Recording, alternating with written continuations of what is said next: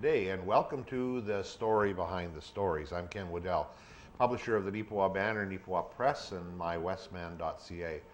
With me I have Kate Jackman Atkinson, who is our editor and our sports reporter and town council reporter and news reporter and sometimes photographer, Owen Devereaux. So he gets paid less than the rest of us, but he has a lot more titles. But he does more work. There's a lot more words on my business cards. That's right. Anyway, we've got, you can tell we're having a good time here already. We had a few technical difficulties, but we got them overrun, I think, at this point. And I just want to comment here about the background here. We get a lot of questions about where did you tape that show? No, we're not really sitting out in a hayfield. Due to the wonders of technology, it just looks like we're sitting out in a hayfield. And sometimes we're in front of the county court building, and we have other backgrounds that we can use. We were in a canola field last week. Yes, we were. The yellow was nice, but the green is okay too. But once again, we are outstanding in our field. We are outstanding in our field, and I really resent the references by the technical staff that me and the hay bale in the background look like brothers. But anyway, other long than that. lost. Yeah, long lost brothers. Anyway, lots of stories this week. Lots of stories. And so I'm going to turn it over to you guys. We had a story about flowers and cemeteries and perpetual care. Tell the folks what we learned. So it looks like perpetual care is in the news again. A lot of people with a lot of opinions on it. So it kind of came up a little bit to start with when the town budget was released, right? There was a little bit of rumblings about some potential changes to perpetual care. There was some early discussion on that. It was, as you said, just a few rumblings. It hadn't sort of developed as it has over the last little while. And I guess as we've gotten into the growing season, it has come a little bit more to the forefront. So I guess maybe we should explain what perpetual care is for those who maybe don't know. It's at the Neepawa Cemetery. Deceased or their families can purchase perpetual care, which pays for the maintenance of their gravesite. That's right. In Neepawa, perpetual care is considered to consist of not just the maintenance of the facility, but also mostly flower beautification, but mostly flowers, the placement of petunias on the perpetual care graves. Do you have anything else to add to that, Ken? Well, just that the definition of perpetual care is in the Cemetery Act, and but there's no definition of perpetual care in Neepawa in a written form. It is just, as you say, it has come to, by tradition, to be flowers on the graves. Years ago it was 18 flowers, then it was reduced to 15. Now it's been reduced this year to 12. And the specimens of flowers they were able to get this year aren't particularly hardy. They've got some problems with the gravesides because there was some topsoil delivered that was full of canola seed, and so the canola crop, for a while at least, was outstripping the petunias. They didn't get enough petunias this year because the supplier couldn't get enough for them, I'm told. So there was a problem there. And the side issue to that is that the flower baskets that are hung around town every year are certainly smaller and less showy than other years. So I think the town was trying to save some money and probably did save some money, but the quality is certainly not there this year. And people have really started to notice. That's why we've had so many opinions. A lot of people sending in letters and sort of chiming in on what's been happening. Yeah, and it kind of really there was like we said, there were some kind of rumblings. But last week in the banner, we had a letter from a resident, Gail Cathcart, saying that it was perhaps time to revisit perpetual care and what it involves. She mentioned that she had relatives buried there, and she would be happy to see the graves just grassed over and maintained. That in 1956, perpetual care was $250. Today it's $1,500, and that's just not enough to provide the level of service that people are expecting, and that if they're going to do if they can't do a good job of it, maybe it's time to revisit what it involves. Well, perpetual care is also misunderstood in terms that it's a perpetual care fund, and the town is not supposed to, and I don't think they ever have, use the actual money. It's the interest of money. Right. It's an endowment. An endowment, and the returns on the investment used to be pretty darn good. I know in the 80s, they were probably getting 10, 15% at times, Yeah. or should have been. Now, where they're getting maybe 1% or whatever on the return on the endowment fund, And it's just not enough No. money to make it work. And my understanding is I think they might be getting less than that because under the act, the act that regulates this, it has to be a guaranteed investment. So they're quite limited in where this money can be invested. And my understanding is their returns are very small. On the other side of the coin of that as well, we got another letter, Yes. which is in this week's from Cecil Pittman. In the press. Yes, very, very well done, very thorough, talking about some of the situation. He focuses on veterans, Yeah, the military military graves. veterans as well. Yeah. And it looks as if there's none of the graves, the veterans' graves, have flowers this year, and they have in the past. Yep. And I think that that's raised the ire of a lot of people, including the local Legion. I was talking to a representative just this morning from the Legion. He says, they did this and they didn't ask us. They didn't ask. And he says they should have asked, and maybe there's something they can do together. So this morning I made a couple of calls and to see if they can start talking together and look at a longer term solution. For the veterans' graves not to have flowers is pretty bad. Yeah. When you think about the cenotaph is, Oh, I mean, it's part of the Yeah. courthouse complex, but it's, there's quite lovely flower beds around it. It does seem that these specific military graves should have more than dirt, which is all they appear to have right now, is just some dirt over top of them. Yeah, that's. I think that should be rectified and hopefully will be. One alternative that a number of people have suggested is to have several flower beds, good flower beds here and there around the cemetery.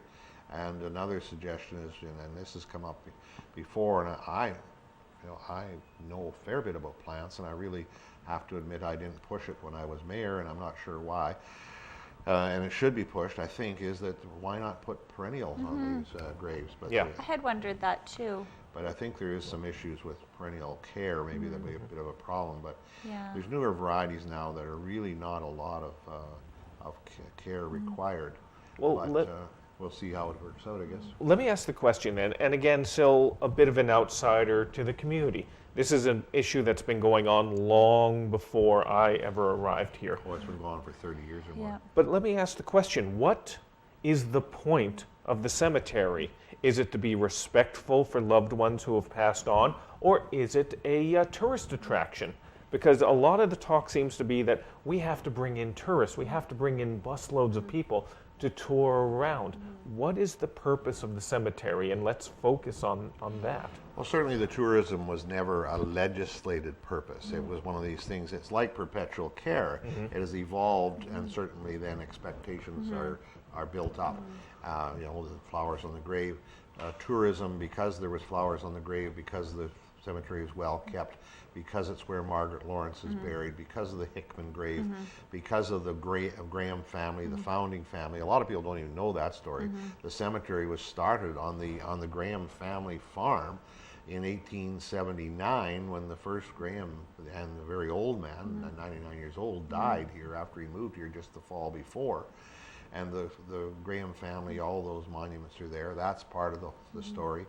And this story was told many, many times. I know back around 2000, the gate posts of the cemetery were moved wider apart and the gates made larger to accommodate tour buses because they couldn't get in there. They had to back up and go ahead to get in there.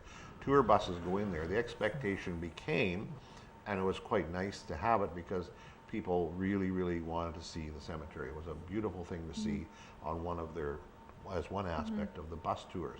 And the bus tours, by the way, predated the Lily Festival. So we're talking back probably at least as far back as 1990. There was bus tours being conducted here. The Lily Festival didn't start till about 1997. And so that, it was never a legislated thing, Owen. It was always just kind of, one expectation built upon another. Well, the question I have on that then is, with that going on, I've heard people say multiple times that it's a tourist attraction, it brings people in the community. But is it bringing money in the community? Because if they're coming in, they're driving around, and then they're having a cup of tea or a cup of coffee, that's not exactly a huge revenue generator here. I No, mean, no, it isn't. and we're spending a lot of money here, and I don't want to What be. is the money? You guys looked that up this Yeah. year. How much money are we spending there? Every year they spend, and this most recent budget, they have set aside $243,300 that's going to be going in for the cemetery. That sounds like a fair amount of money for a acreage that size and the care that they do. But let's put it in perspective here, and I don't want people to think I'm being disrespectful for this. I think it should be cared for. But at the same time, $243,000 is going towards the cemetery and road maintenance. Would you like to know how much is going in? $87,000 this year. Our roads are getting $87,000. Our roads are getting essentially 1/3 of what the cemetery is. Once again, I believe veterans, they should have the flowers on there. That's a no-brainer as far as I'm concerned. My family has served. I have deep respect for the military and what they do for that, and they should be represented in that way. But to outspend road maintenance in that degree, and anyone who's driven in Neepawa is going to agree with me, I believe, that these roads are not what they were even 5 years ago. And that's just one of them. Sidewalks as well, $39,000 going towards sidewalk repair. Do you happen to have the figure for recreation, total figure for recreation? Not the total figure for recreation right now, but it is, off the top of my head, it is on par, slightly below, but near par with what's going into cemeteries. And that's everything. That's swimming pools, that's the money they set aside for the arena. That's a lot of different things that are being looked after. And tourism, we looked up what they spent on tour, or they were budgeting to spend on tourism, right? Yes, And How it much? was? zero. Nada, not a dime. So this cemetery, which for many people is a tourism attraction, and yet there's no set aside for tourism here. Again, I don't know all the history behind it. So if people can educate me on that, I'm willing to listen. But just looking at it from my perspective, it seems like the distribution of funds is very askew. Well, I think that the younger people in the community especially, and I've encouraged them to be upset about this, and then because we're spending more on the cemetery than we are on recreation, and we're spending more on dead people than we are on live people, and that sounds very disrespectful. I totally agree with you about the veterans' graves, and there's some other things that could be done and should be done. I've personally made a number of suggestions over the years. I don't think any of them have been taken up, but that's okay. There seems to be there's just not enough thought has gone into this whole thing, and for the town to be spending $87,000 on roads that are literally cratering under our feet. Yeah. I drove down Railway Street. Is it Railway Street at the north end of town on Monday? And it was horrible. Yeah. Yeah. Yeah. Okay, I So guess we beat that one Yeah. around. I guess if the town wants it to be, the town council citizens want it to be a tourism attraction, it needs to be, they need to invest more, because it's not the attraction that it was before.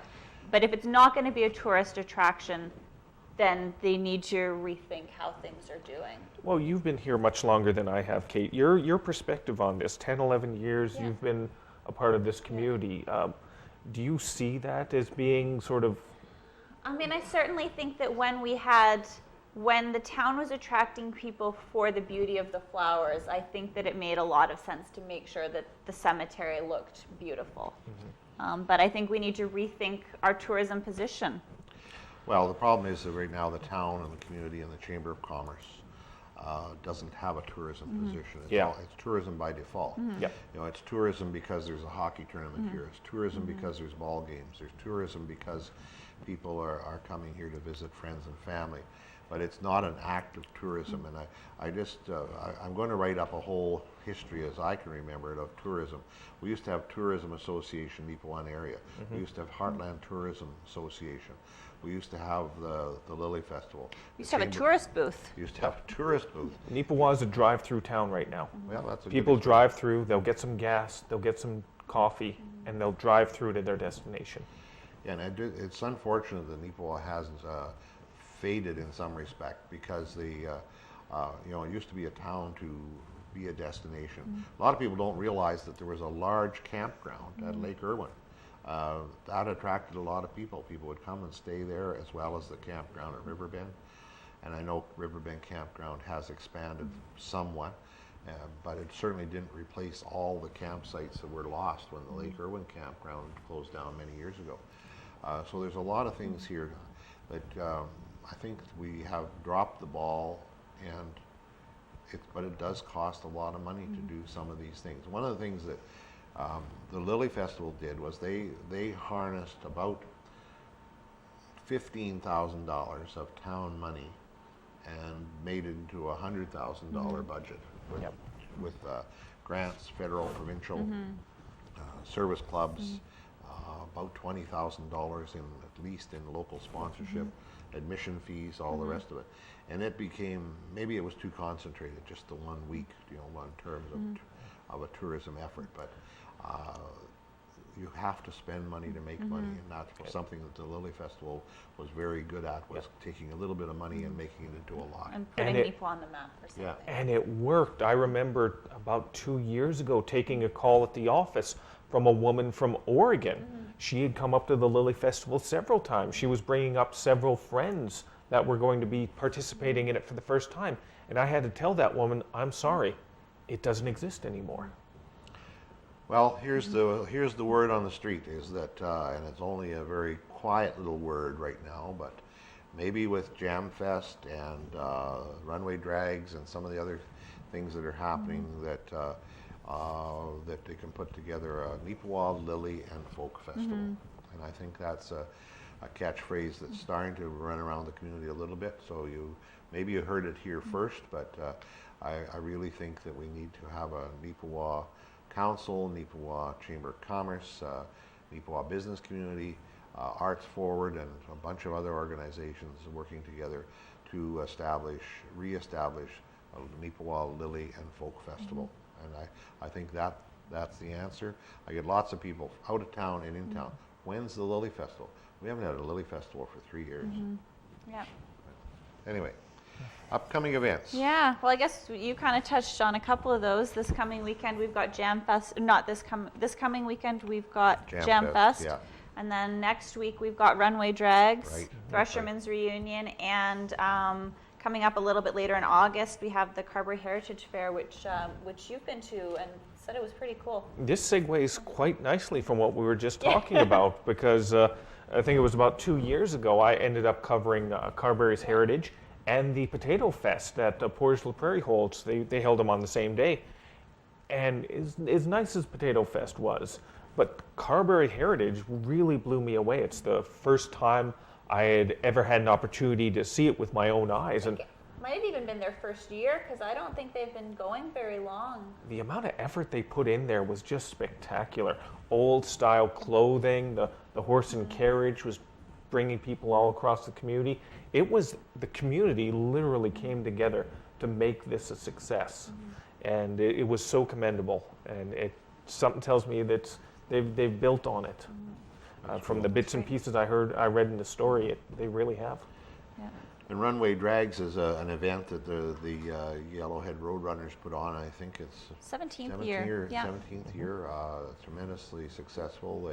They use the town-owned airport to run those, and it seems to be very, very successful. They have a good organization there. What was really interesting is that I did our new reporter, our summer student Kira, did the story about it, but I helped with the interview.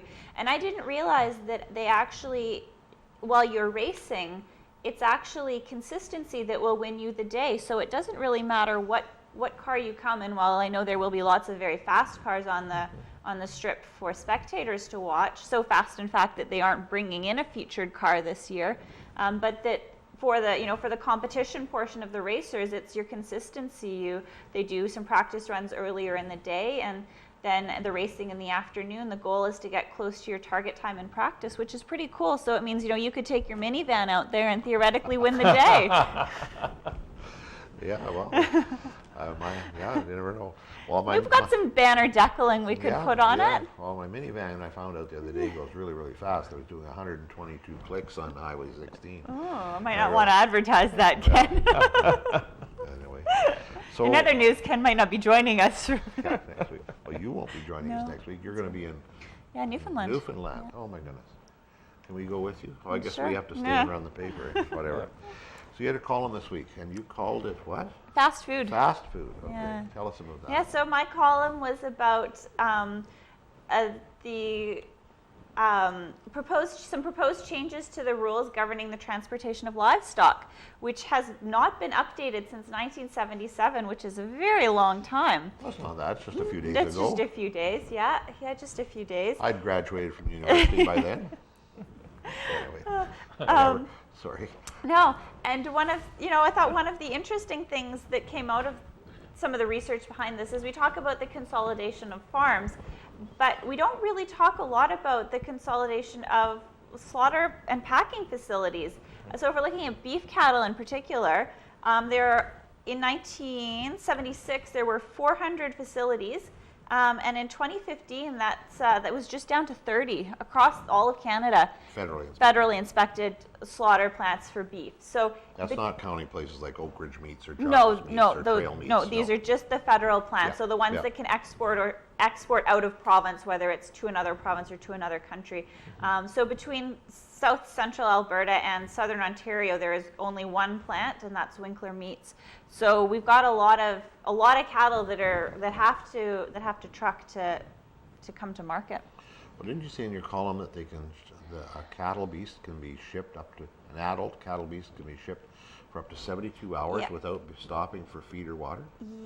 52 hours. 52. Yeah. Okay. Yeah, 52 What's hours. this? You got So enough? the 72 is for adult monogastrics, Oh, okay. Yeah. Right. Cattle are ruminants. not. I I should know that. You should know. I thought it was kind of interesting because if I remember correctly, you had some perspective from the American markets as Yes. well, the times and Yeah, the requirements yeah. there. And I would have thought that Canada would have been much more stringent on it, but it's not the case. No, and I suspect that a lot of it just has to do with distances too. And we talk about these distances. So I believe that in the States it's 28 hours regardless of the species. I think there may be some changes for younger animals or compromised animals, but if you think about going from Brandon to Toronto, it's going to take you 24 hours straight driving. Yeah. So if you think, okay, summer, you've got some construction, you maybe have some accidents, you've got to stop at some point as a driver. So I suspect that our longer guidelines may have something to do with distance. They may have something to do with, I'm sure that animals were shipped very differently in 1977. I suspect they did still use quite a bit of rail, which they don't anymore. I think that may have reflected some differences in transportation too. Well, I can remember back in the day when every little town had stockyards Mm-hmm. at their railway site. Neepawa had them, Gladstone had them, and you could, a train would stop and they would unload Mm-hmm. and feed, water, load back up again. And that was quite common. I wouldn't be surprised if in the day of rail transportation that those hours, there may not have even been regulations. No. But I suspect that they were shorter hours between stops maybe than they are today. It'd be pretty interesting. The government should make a rule that these animals can only be trucked for half the distance that they currently can, and put in a program where all the local plants are able to meet federal inspection. Yeah, that would be a good adjustment. And then I guess, flip side, you have issues in that, I guess looking at beef cattle again, if you have a cow-calf operation, you need a lot of cheap land. If you've got a feeding operation, you need a lot of cheap grain. And if you've got a slaughter facility, you need a lot of cheap labor and transportation. And sometimes those don't necessarily overlap. But that the federal inspection would be interesting because I've done some research onto that for previous columns.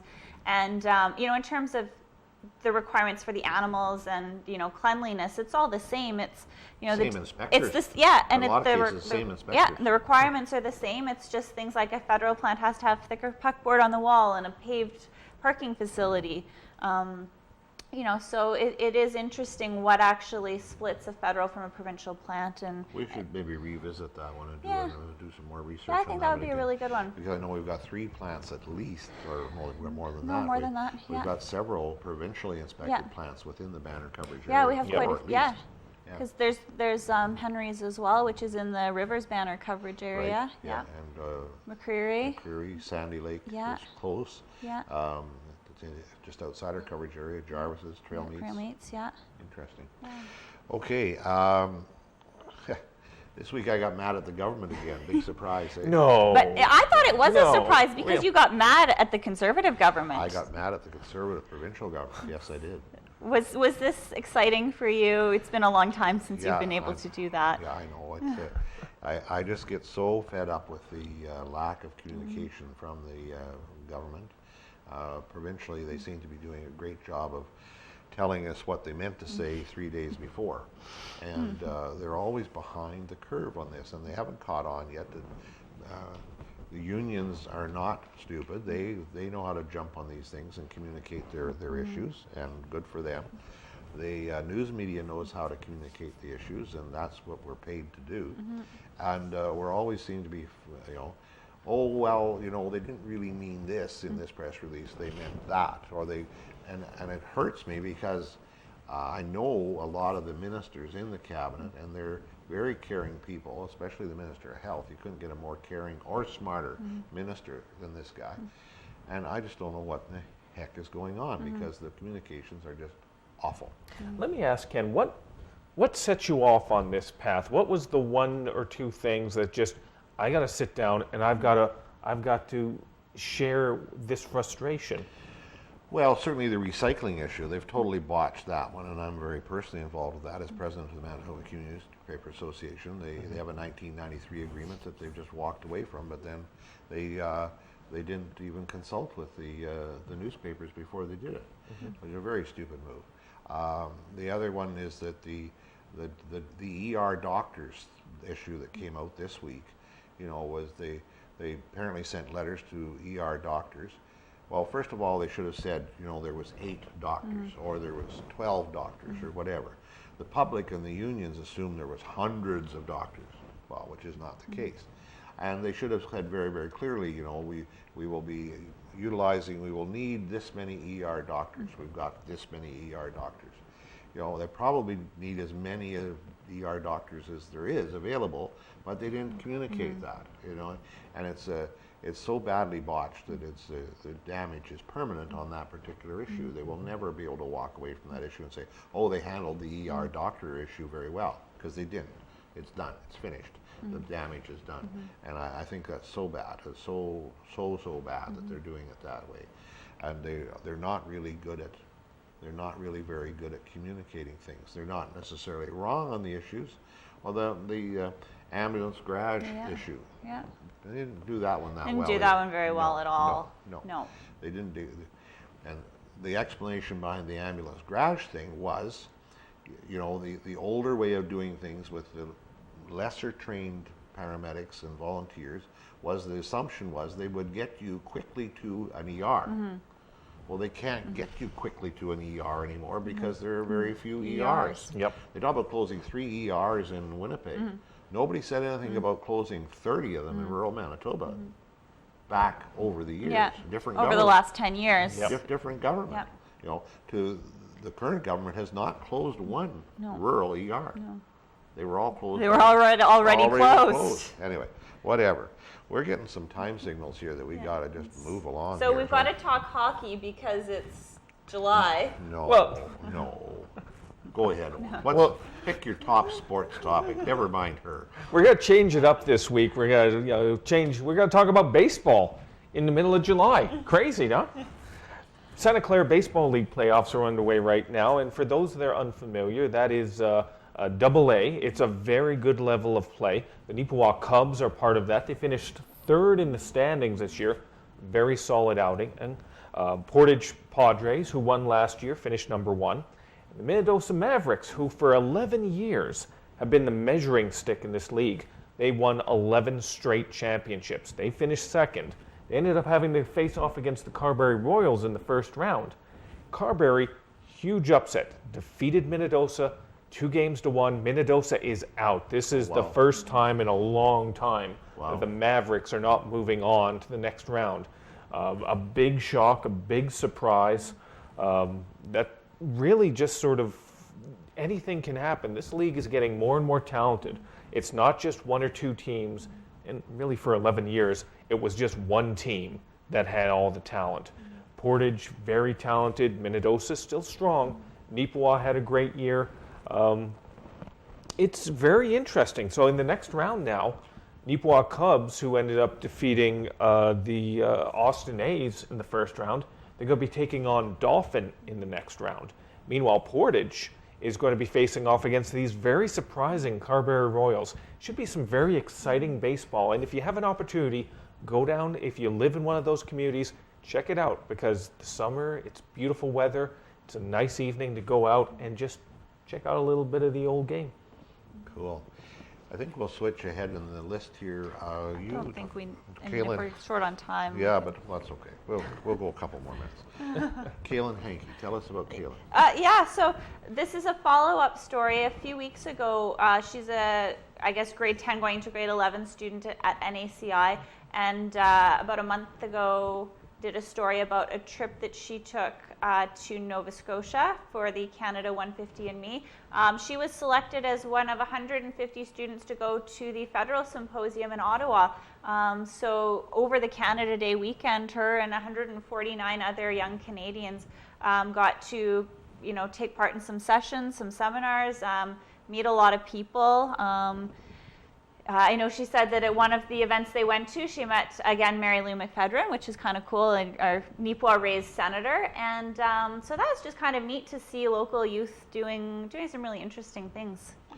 Did we get our 1-minute signal yet? Yes, we have. Oh dear, so we better, anyway, I think we're I think causing- Diane's throwing it through the window we're at getting us. great consternation in the sound studio there. We're so- gonna be there's gonna be a cane coming up. All for right. Well, it's great. When we have interesting conversations like this, though, it's hard to reel stop. it in. Yeah. Well, you're going to be away next week. We've still got some stuff. We could even follow up on the rest of our list next Yeah. week. But I think next week we'll probably provide even more topics. So thank you all for watching the story behind the story. And we look forward to hearing from you in the coming week. You can email us at news@neepawabanner.com or call us at 204-476-3401. I'm Ken Waddell for the Neepawa Banner and the Neepawa Press and mywestman.ca. Thank you for watching.